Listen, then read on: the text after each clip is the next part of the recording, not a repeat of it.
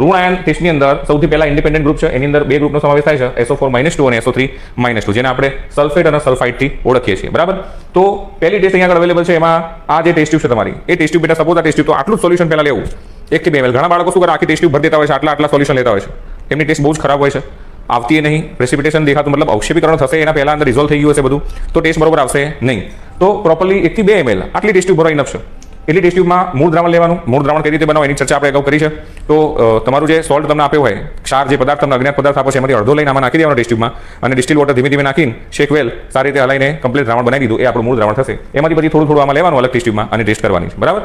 તો આ મૂળ દ્રાવણની અંદર BaCl2 નાખો, બરાબર. BaCl2 નાખ્યા પછી ઓબ્ઝર્વ કરવાનું કે સફેદ અવક્ષેપ મળે છે.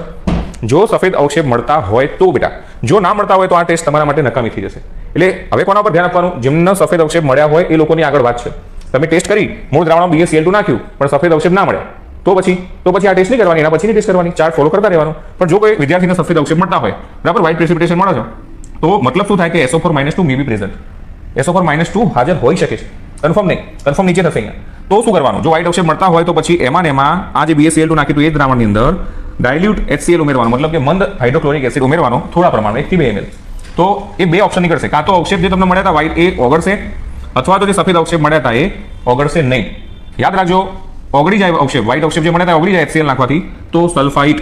અને જો અવક્ષેપ ન ઓગળે તો ફાઇનલ થઈ જશે SO4-2. ટૂંકમાં સમજાવું તો તમારી ટેસ્ટ ટ્યુબમાં તમે મૂળ દ્રાવણ લીધું, એની અંદર BaCl2 નાખ્યું, વ્હાઇટ અવક્ષેપ મળ્યા તો સલ્ફેટ હાજર જ હશે. પણ આપણે ક્રોસ ચેક કરીએ છીએ કે કદાચ સલ્ફાઇડ હાજર હોય તો આપણે મૂળ દ્રાવણમાં BaCl2 નાખ્યું અને એના પછી એની અંદર મંદ HCl નાખ્યું. જો અવક્ષેપ એમના એમ જ રહેતા હોય, વ્હાઇટ કલરના અવક્ષેપ મળતા જ હોય, તો કન્ફર્મ થઈ જશે કે SO4-2. જો કોઈ વિદ્યાર્થીના પહેલી ટેસ્ટમાં જ પકડી જાય છે આયન, તો પછી એના આગળનો કોઈ ચાર્જ જોવાની જરૂર નહીં, અડધો પ્રયોગ પૂરો થઈ ગયો કહેવાય બેટા. તો ઋણ આયન મળી ગયો, પછી એને ધન આયન શોધવાનો. પણ સપોઝ કોઈ વિદ્યાર્થીના ઋણ આયનમાં આ નથી, બીજો કોઈ આયન હશે, તો એ આગળ ચાર્ટ ફોલો કરશે. As like